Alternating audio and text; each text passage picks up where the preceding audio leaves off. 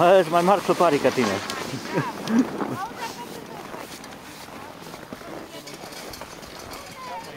Aici, mami. Super, mai du-te.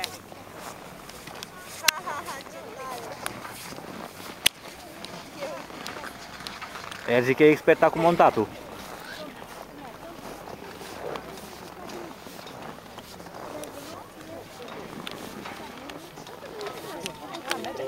L-ai de reschiu.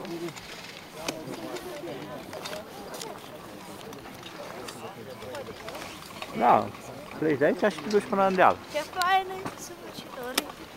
Să uite poate de nori. Super. Stai. Sunt proaspeți. Vreau o perete să văd dacă se ridică. Bagă-i înapoi. Mi-a căzut părul de masă. Am crezut că e mătranța aia. Ia uite brânzon.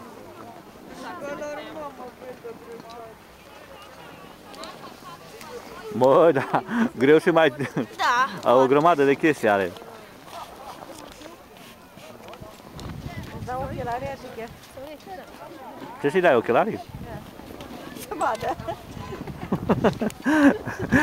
Stai la umbră, întoarce-te la soare.